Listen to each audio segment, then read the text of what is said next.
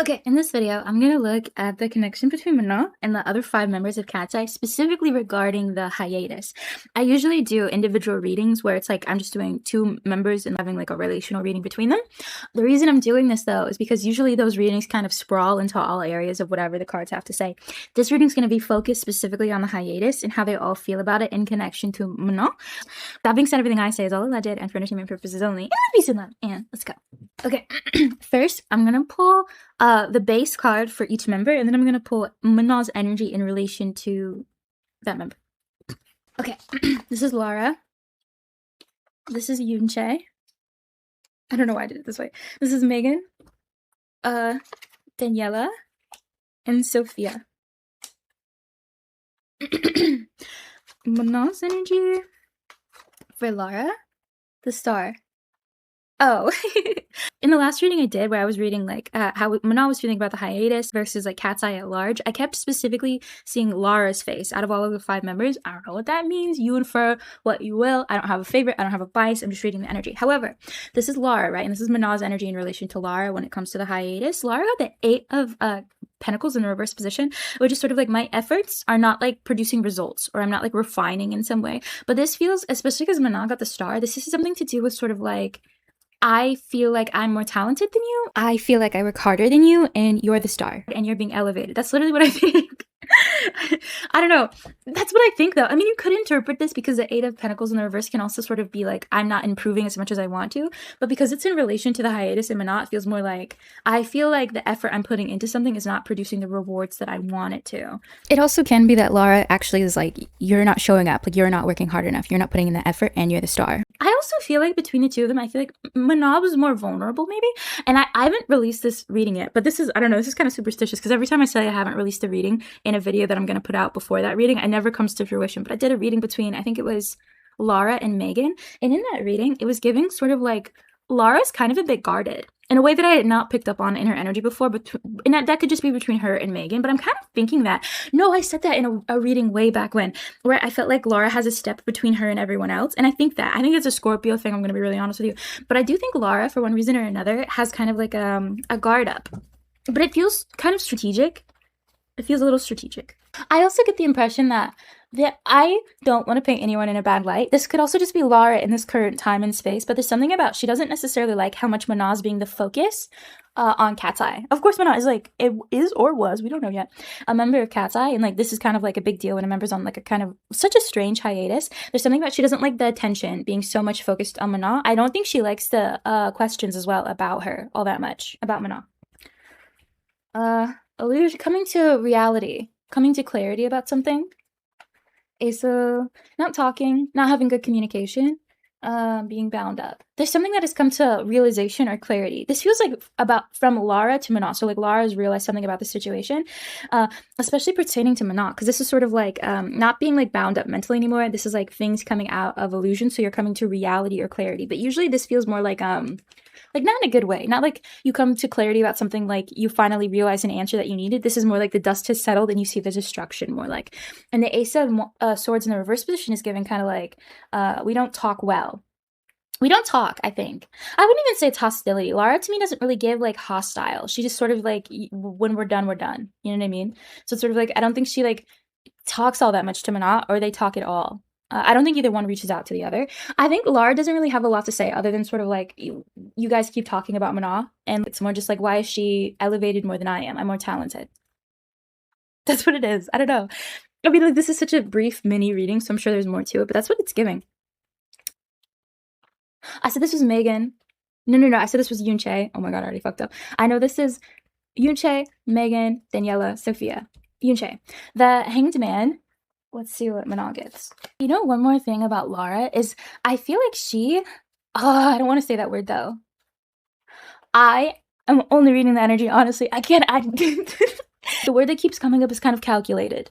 I feel like Lara is not the most emotional person. I've said for a very long time, I think that woman is incredibly emotionally intelligent, but I don't think she's like that emotional. Or I wouldn't even say that. I think she has a good control over her emotions, or she holds them back or compartmentalizes them.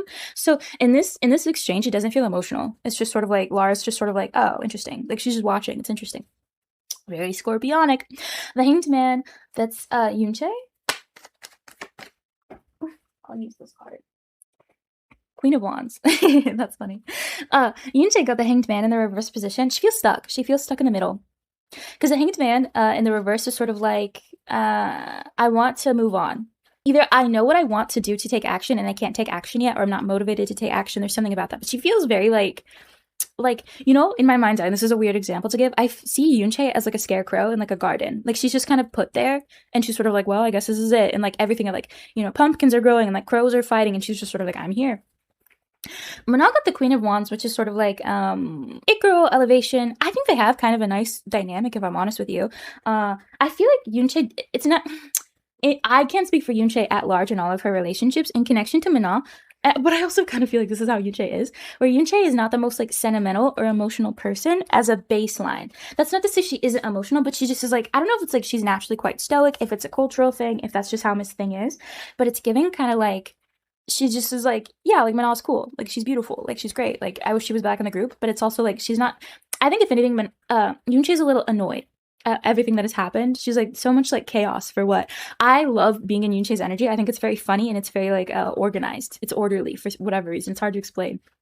She's very to the point. She's very like, this is like weird and annoying and I don't want to do it, but here we are. Yoonchae is so cool. Manon is interesting because she got the Queen of Wands, which is literally like a girl, like pop star. I think Yoonchae likes Manon personally. I think Yoonchae genuinely like finds Manon to be quite beautiful as well.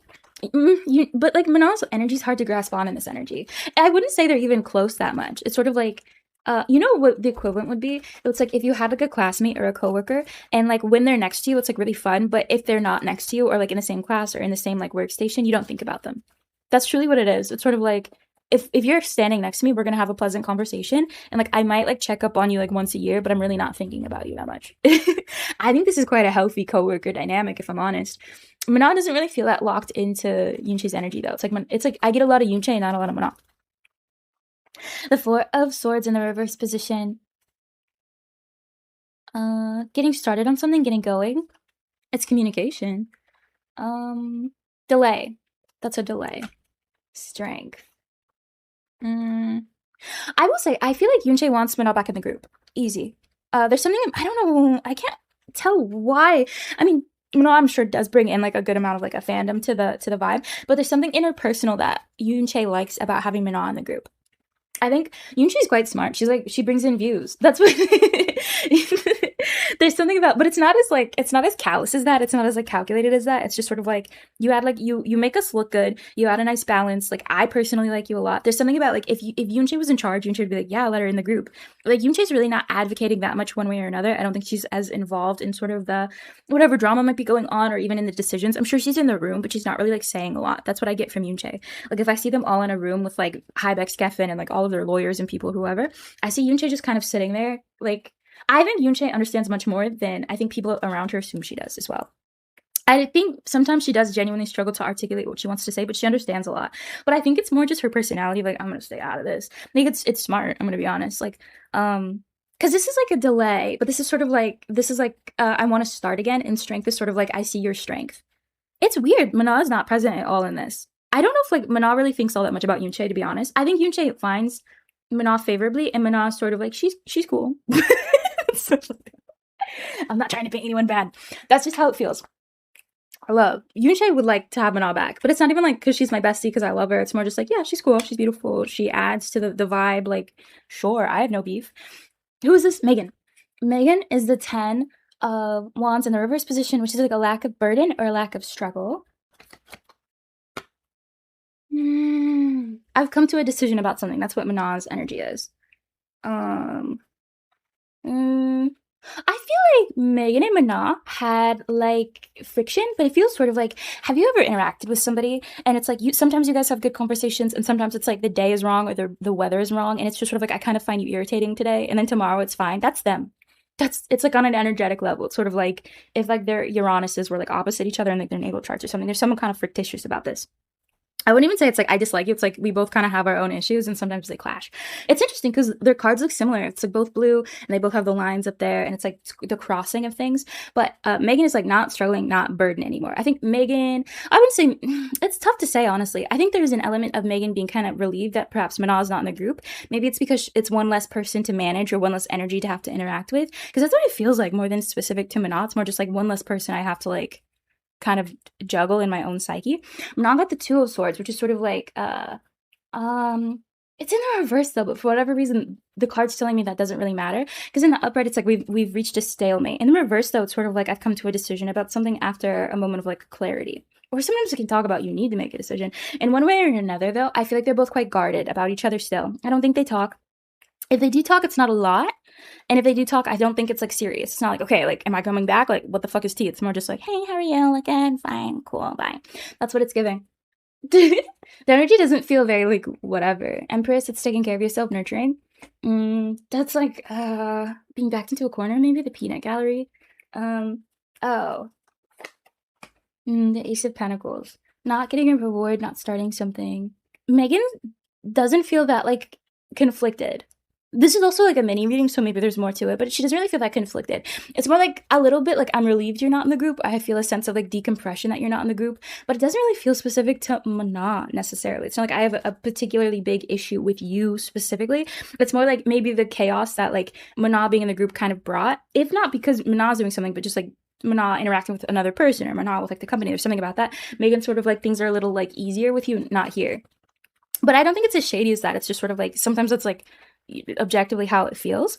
I don't even, but again, it doesn't feel specific to Manon. Just sort of like the atmosphere changed when you left. That for me is a little easier. I wouldn't even say happier. I wouldn't say that it's lighter. I would say it's just easier for Megan to function because it feels like there's less stimuli. That's genuinely what I feel. I don't know. And it also could just be like one less person to like interact with. The other thing, especially because you got the Empress, which is like taking care of yourself. Again, Manon doesn't feel that present. I don't think she thinks about Megan all that much, if I'm honest. It's like if you asked her, she probably has some opinions, but it's like I think there are other people that she would like tell you more about. She'd be like, Megan is who Megan is. Because this is like I feel like Megan, she might have like some sort of like sensory processing issue. Because I keep seeing this where it's like every time I'm in Megan's energy, I want to be in a dark room under a blanket with like a pillow over my head. I feel like she's overwhelmed, but it might be because like noises are too loud or they travel too much. There's something about that. Because I only ever, when I'm in her energy, I'm like suddenly everything is too bright and too loud and I need to get away from it. And I think that's kind of I don't know, like I think she's overwhelmed. I think she's been overwhelmed for a while. It's reached like a critical point because this is just sort of like stimulation. In Ace of Pentacles, I don't know if I would say Megan 100% is advocating Manon be back in the group, if I'm honest.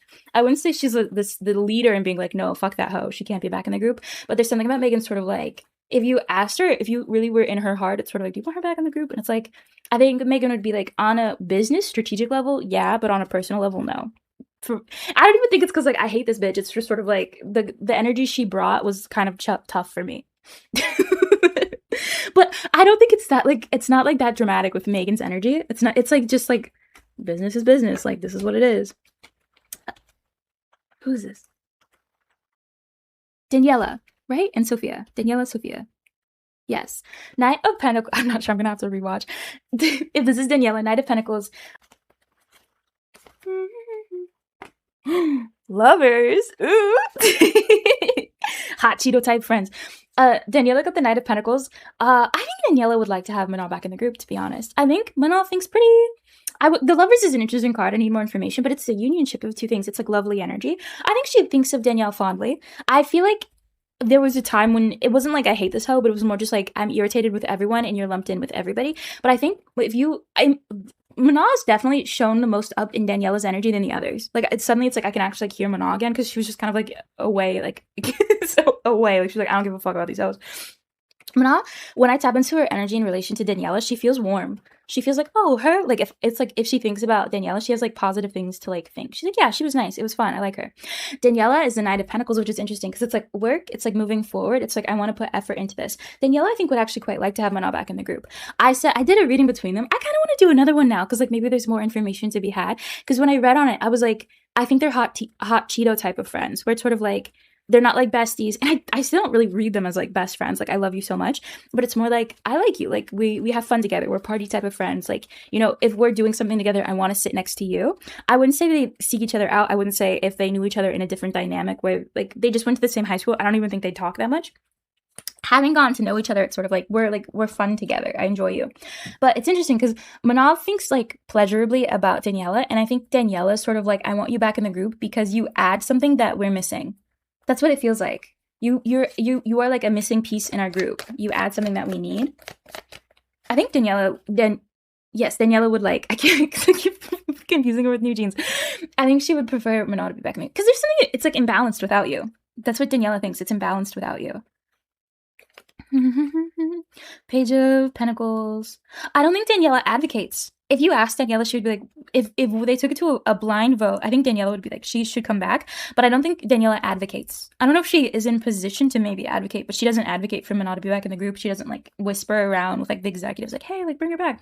Maybe because it's not really like the nature of like why Manon's not in the group. It also, I'm sure Manon's like has some hesitancies because I don't see her really wanting to be all that much back in the group. Page of Pentacles, though, is sort of like something not coming. Because she got the Knight of Pentacles, which is like, oh my god. It's sort of like, I want to work at something. But the Page of Pentacles is sort of like being asked and it not being given.